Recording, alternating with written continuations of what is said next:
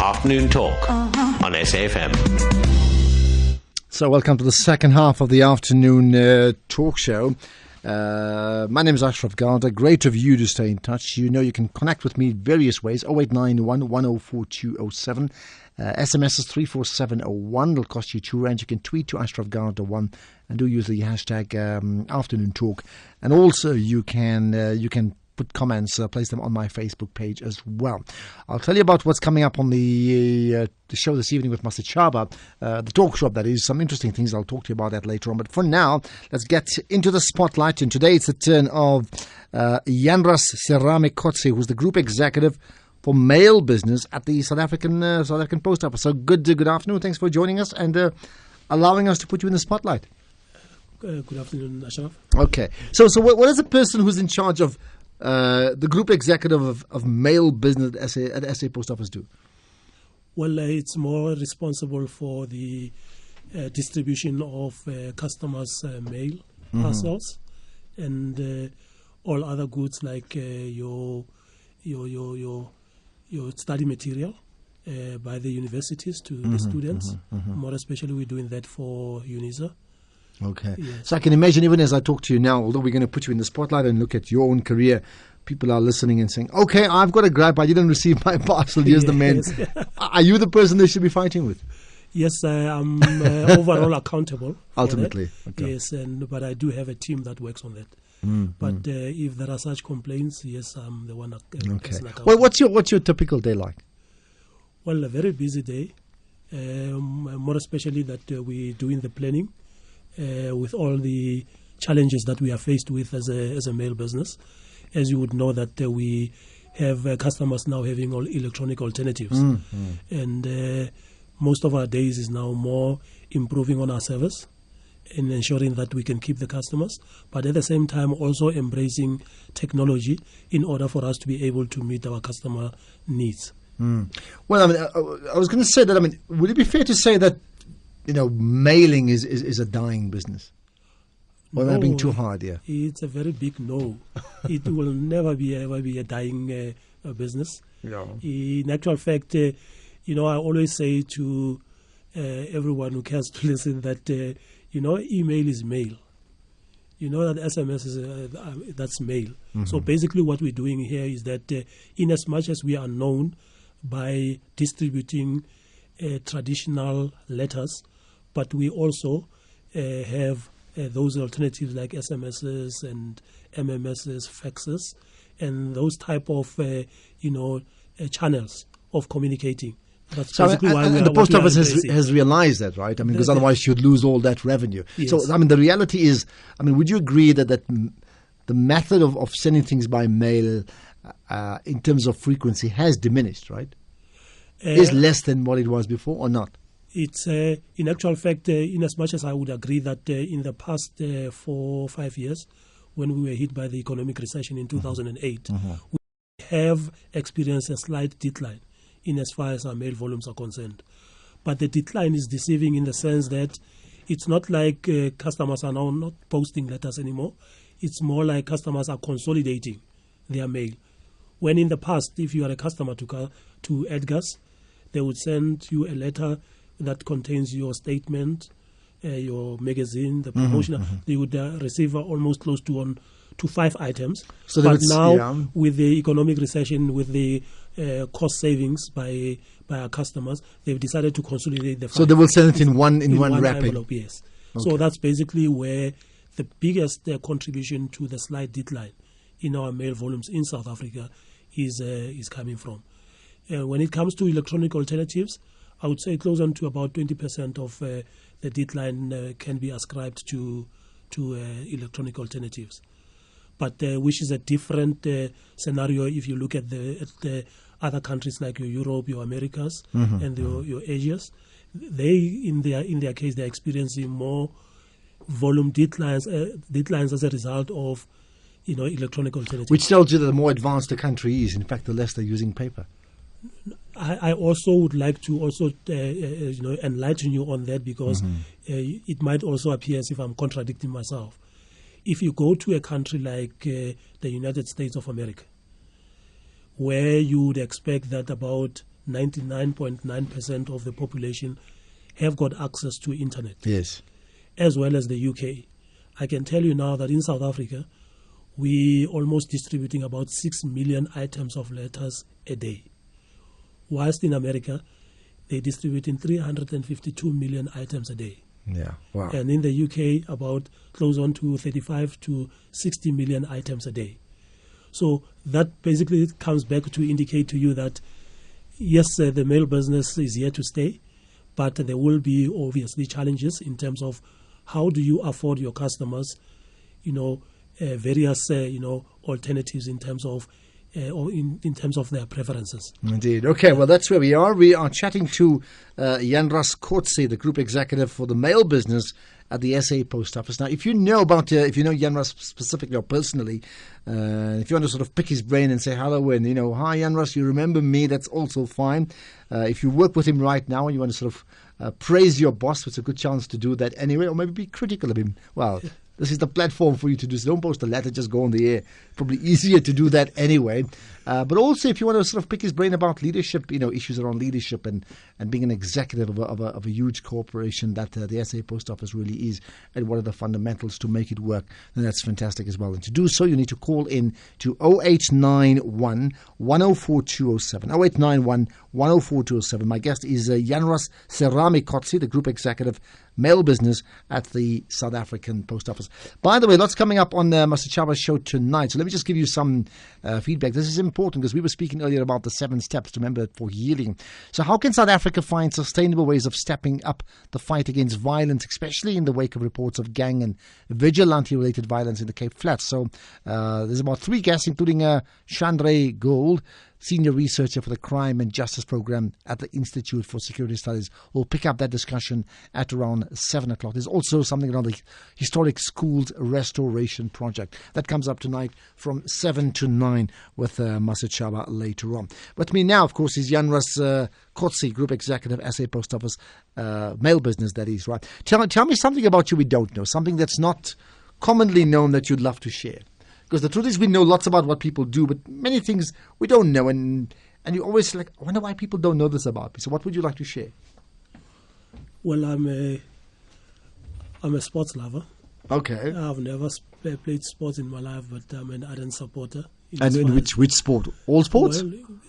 Well, it's I can give you that in terms of the favorite, the one is soccer. Okay. Pirates or Chiefs? Chiefs, of course. All right. So you're quite happy that Augusto Palacios has stepped down. I mean, there's problems in the Pirates camp, but he's done it for health problems. Yeah. No, I can only be happy if I beat them, not about them changing coaches.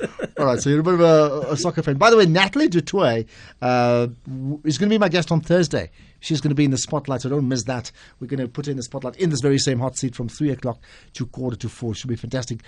Probably one of the more inspirational people I've ever met, and it'll be great talking to her. Okay, well, what about, in terms of managing your own business and your rise up your career? Maybe just take me back to your early life. Where did it all start from? Well, it started years ago. Mm-hmm. I would say about 32 or 33 years ago. Started at the post office as a teller, at the counter selling stamps and also handling financial transactions over the counter for giving service to our customers. So you've been at the post office all the time? Yeah, that's the only company that I know, and that's the only company I've worked for.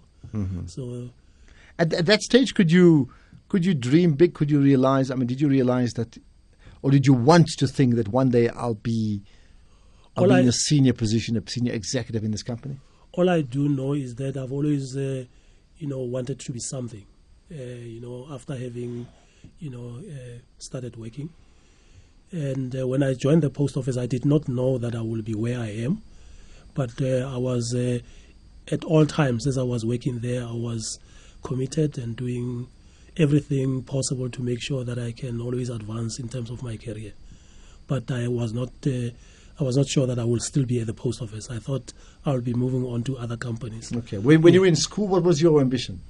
Well, my ambition was to be a civil engineer. Mm-hmm. And immediately I completed my matric. I also did, go to university, 4-day university. But firstly, I started working at the post office, then I resigned and went there. And unfortunately, because of the unrest during that period, and the fact that I did not have a bursary and my parents could not afford, I decided then that I will I will study privately and ensure that I still continue working, and I came back to the post office. Okay. Let's pick out some of the callers. 0891 104207. What's the one question, you need to get your headphones on, right? What's the one question you want to ask Janras Kotsi, the group executive for the mail business at the South African Post Office, as we look at his career? But what's the one question you want to ask him? Rufus in Four Ways, hello. Hi, Rufus. Hi, Ashraf. Yes, how's it, man? Ashraf, how are you? Good, man. Hi, Janras. Hi, Rufus. I'm not too sure if you still remember me, but I used to give you some grey hairs in your early days when you're still managing the Tshwane Mail Center as a member of the CWU. Do you remember me? Yes, I remember you very well, Rufus. Yeah, I'm quite happy for you. You know, the fact that you have made strides and you have become what you are today in the post office as a group executive. And I hope that probably your next step is to become the CEO. Is that an ambition? My ambition is to always work closely with operations. So that's basically where I will stay. But you see, Rufus, this is like the ANC ahead of Mangaung. You can't declare your interest up front and where you want to go. That could be career limiting. No, Janras, I wish you well, man. Keep well. Good. No, thank you very much, Rufus. Keep in touch. Rufus, thanks for that call. Nice call. So you know him, right? Yes, That's I know interesting. you very well. Yeah, lovely. Okay, let's get to another call. Patrick's on the road. Hello. Hi, Patrick. Hello, Ashraf. Yes, how's it, man? Ashraf, actually I'm driving. Just pardon me 2 minutes I'm parking here. Okay. But yeah, Ashraf. Yeah. To the brother in your studio there, ne? Yeah. I like his humbleness that he is actually displaying over the radio, and through him, actually this is sending a message to the young people out there that you don't have to be coming from the university level and just go to a particular company and all of a sudden, voila, you want to be this big boss. You have to start from the bottom. As the brother just stated that he started at a counter and look where he is today. Indeed, yeah. All right, let's stay on the line. Let's just talk about humbleness. Janras, just respond to that about the humbleness that the caller certainly identifies in you. Thanks, Patrick, for having identified that. But, as a human being, most of the time, you are not able to judge or tell people how you are, your personality. But if what I'm displaying now is humbleness, this is how I am, and this is how I always have been. And I want to thank him for that, because that's how I work with people at the post office, and I'm managing a very big unit of about plus minus 8,000 employees. And the one thing that has made me, progress and to be where I am has always been in touch and being able to speak to people. Okay, nice. All right, Patrick, thanks for that call, right? Okay, thanks, Ashraf. All right, thank you. I wonder just, by the way, if anybody wants to tell me, but just how often they use the post office as an aside, although we're putting the group executive for mail business in the spotlight, that's Janras Kotsi. If you also want to just chat about your experiences at the post office right now, you certainly can tell me.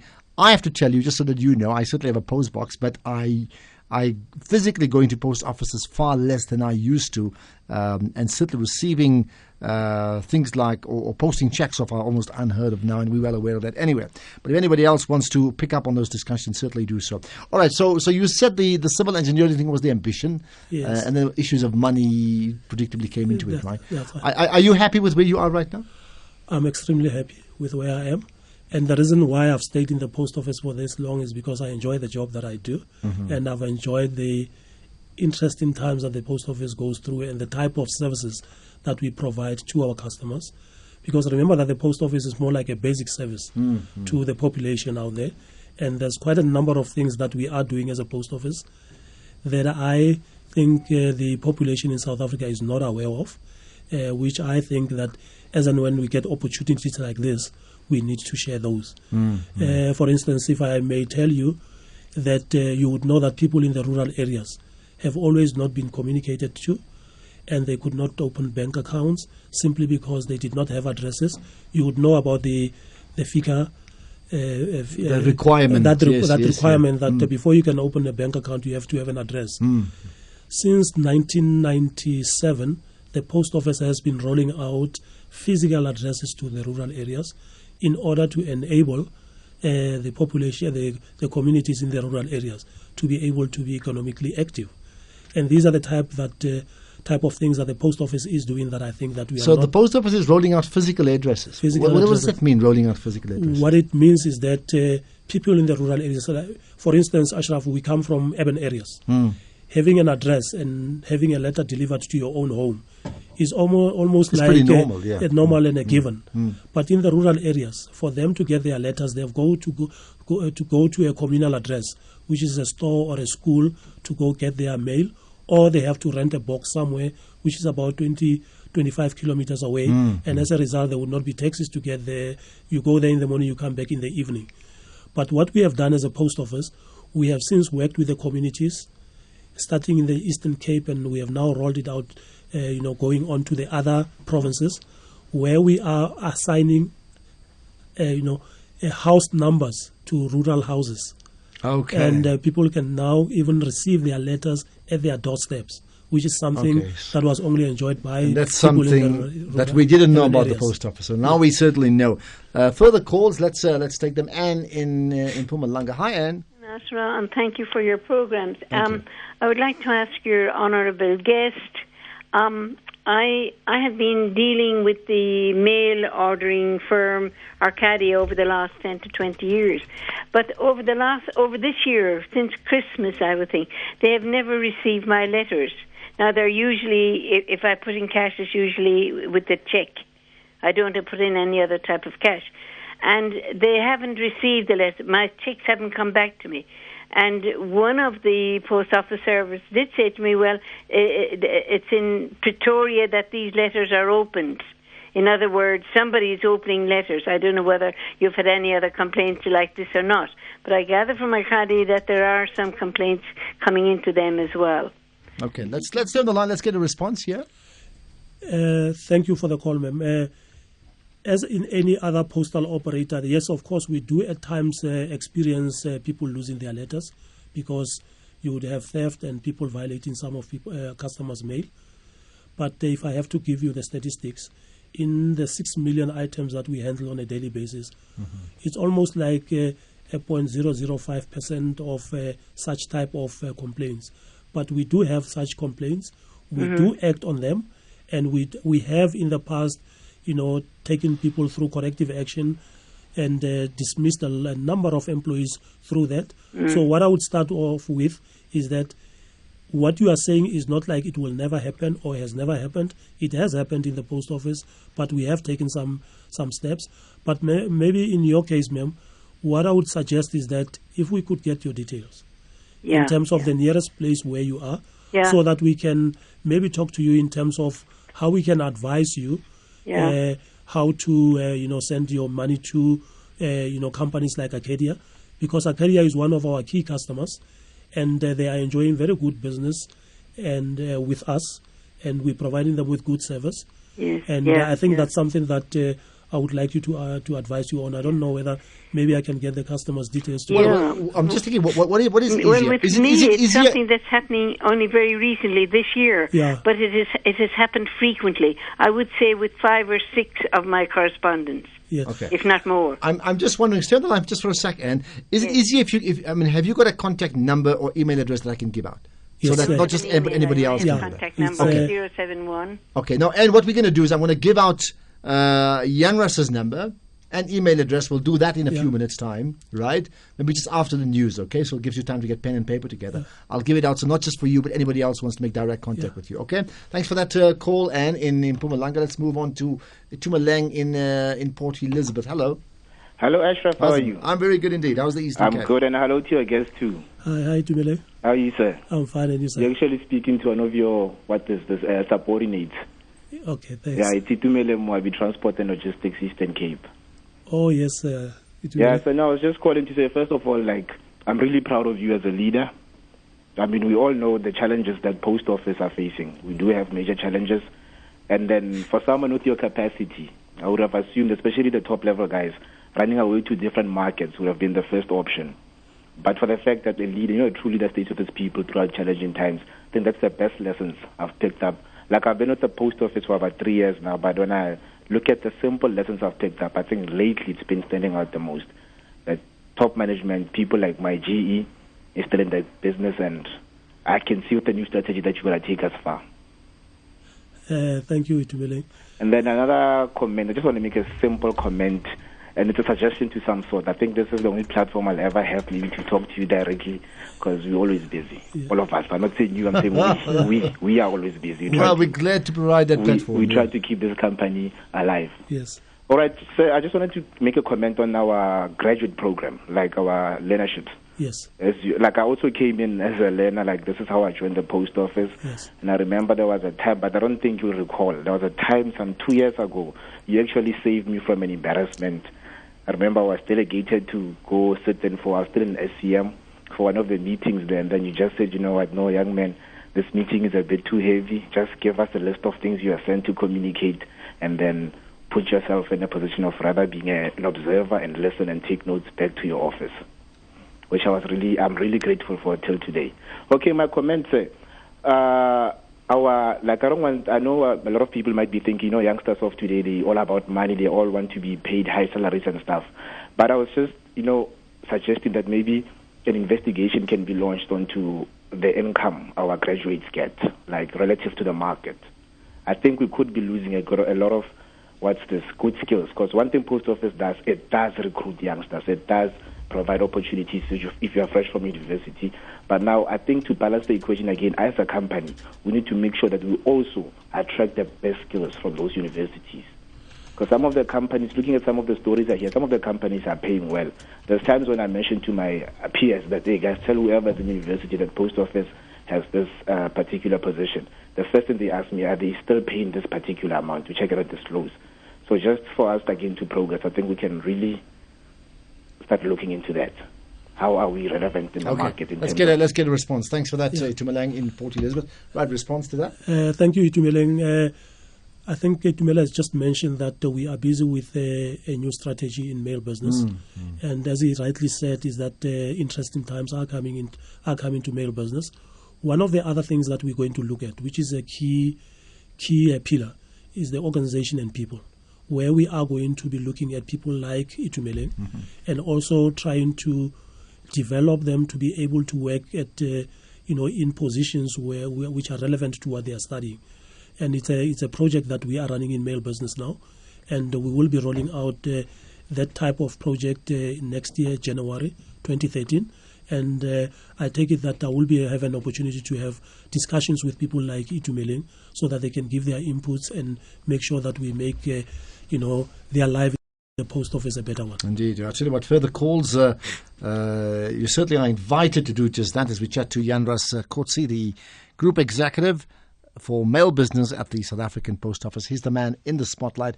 Somebody's saying, I'd say working for the post office is a very good reason for modesty. Now, don't answer that for now. We'll pick up on that reason in a few minutes' time. It's just gone. Afternoon Talk on SAFM.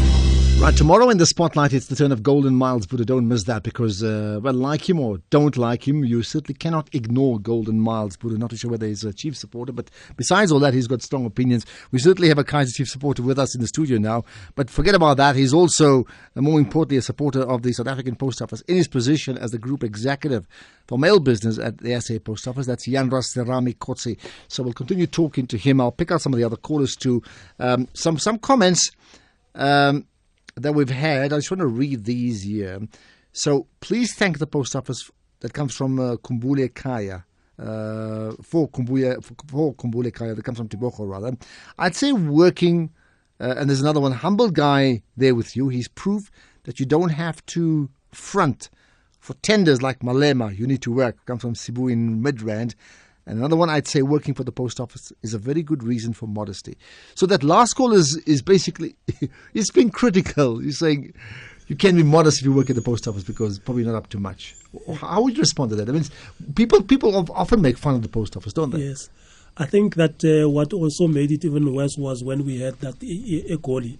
You remember the postman there who was sort of like not, up to scratch in terms of what he was doing. Yes. Yeah, I think it's such a portrayal of the post office that makes people think that, people in the post office are not that intelligent. So how do you feel about it? Because, I mean, it does stereotype, right?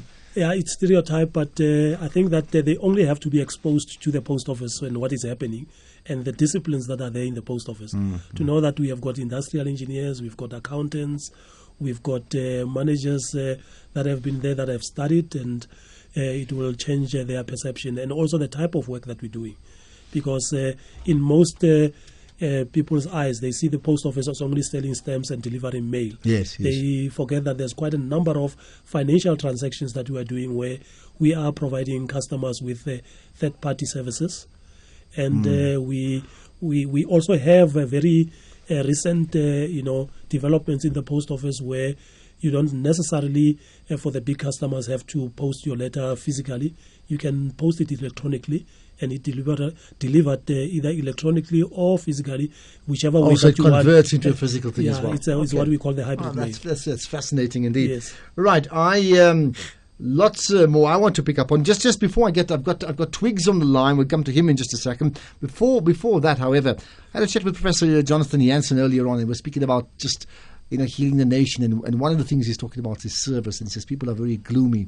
He didn't give the example of the post office, but he did say if you go into any home affairs office, then the people behind the counter is always looking gloomy and down. I mean, Yes.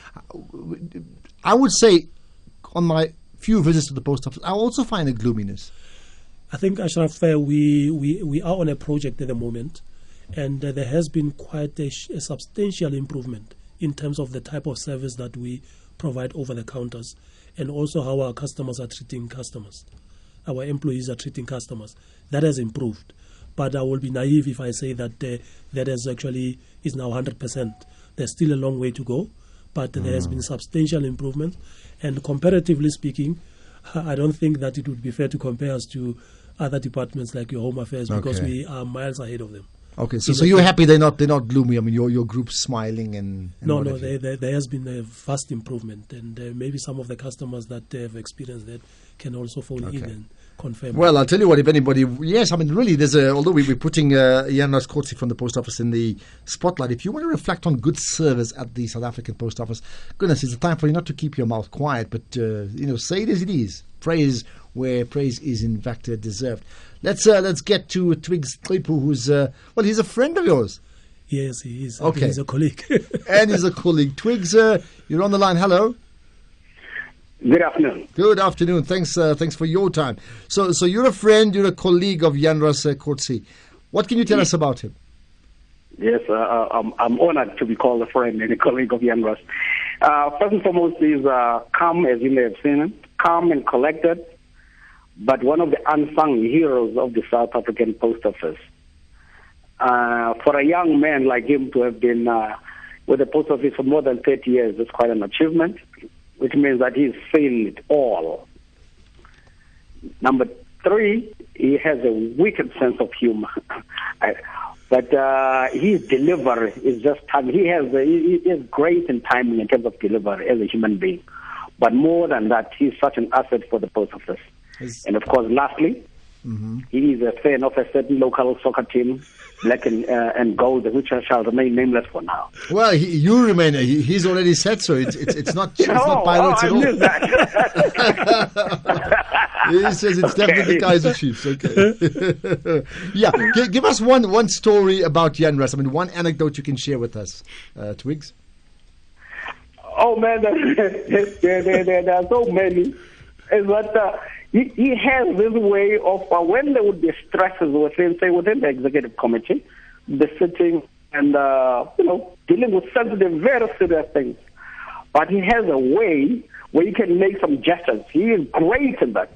And then in a way that you can have the number of colleagues who understand his gestures, and then they can sort of breaking out in stitches, just laughing.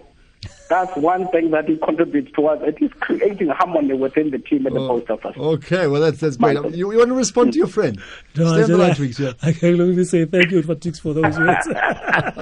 Yeah, right. Okay, Twigs, thanks so much. Well, I mean, who said? Thanks for that. Chat, Twigs. Right, I'll get to Willie in a second. So, I mean, you're sort of debunking this whole thing that's the problem. Post office guys are serious guys. I mean, you say, well, you have lots of fun because Twigs saying you've got a great sense of humor. Give us your one funny work story. Well, I grew up being able to imitate people, and I always make fun of such things in order to get my colleagues also not to be too serious. Also to have a way of unwinding so that we can be able to tackle bigger issues, but at the same time not being stressed about them. So I've got that way of dealing with making sure that I do that to my colleagues. Okay, great stuff. I also believe you're a Randy Crawford fan. Yeah, I am a Randy Crawford fan. Yes. Okay, let's play some Randy Crawford music. I'm going to get Patrick to line it up. Any specific? I think Patrick knows exactly which song that you want to play. So this is just for you. Thank you very much.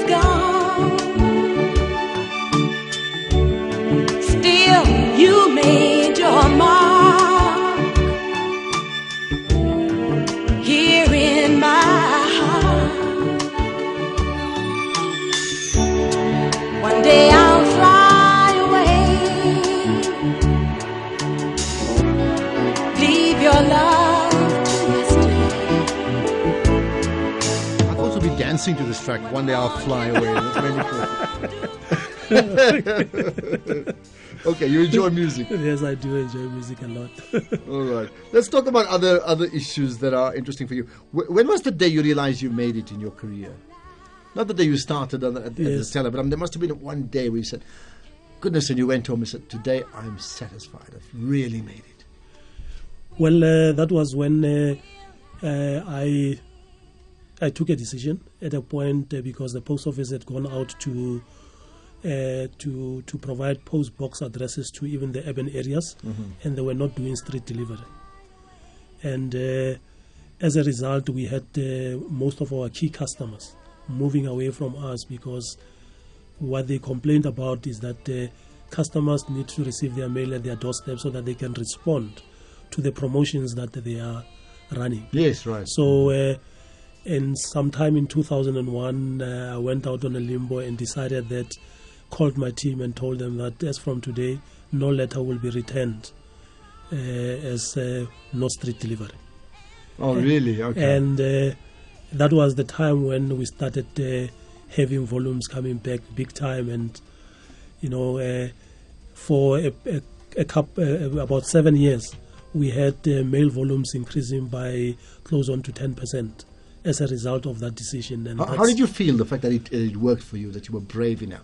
Well, it made me feel great. But obviously, when you work as a team, you also do consider that there are other team members that contributed to whatever plan and decision that you had implemented. And as a result, it was a team thing, and it was very... It really made an impact as far as I'm concerned, because contrary to the fact that we moved a lot of mail to street delivery, but we also had our revenue for box rentals also increasing as a result of people. So you needed to do that. Yes, yes. Let's talk about why do you think you've been successful? I think it's because I'm a people's person. I really, really do believe in people, and I work in teams, and but you don't believe in the people's team, but that's another debate. Okay. I don't believe in the people's team, but I believe in people, and that has actually made me very successful in the post office and the way that I relate to people as well. And one piece of leadership advice you can share with all of us? Well, it's I think that it's more an issue of, when you are faced with stressful times like I went through just the past 3 months. You just had a strike now, right? Yeah, just in the Gauteng area where I had casual employees embarking on a strike. The calmness and the fact that I was able to provide leadership to the team in terms of what needs to be done and what needs to be implemented and so on, actually is something that I would encourage people to always... So if the mine managers at Maracana phoned you up, what would you tell them? Well, I think that I think one thing that I've just from my side had observed is that there was no communication at a point for a particular period. Mm-hmm. And that is something that I would have suggested that should have been looked at as a matter of urgency.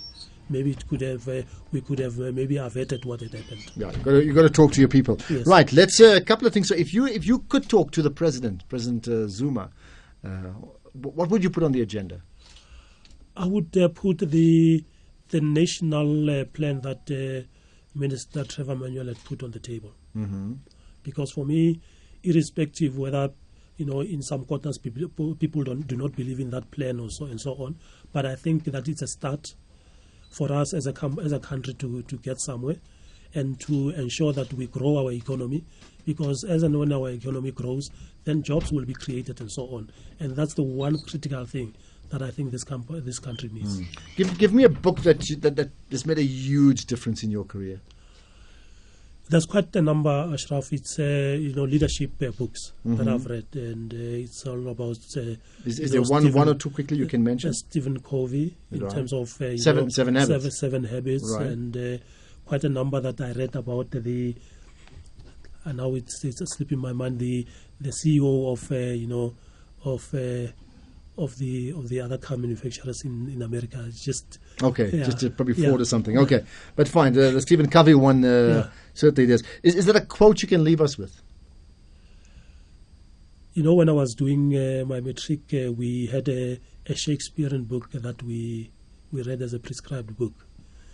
I can tell you now that I don't even remember the name of the book because the English there was something that was not normal.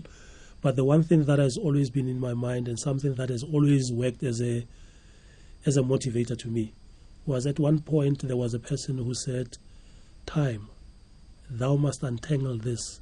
It is too hard and not for me to untie." And that has always taken me through difficult times.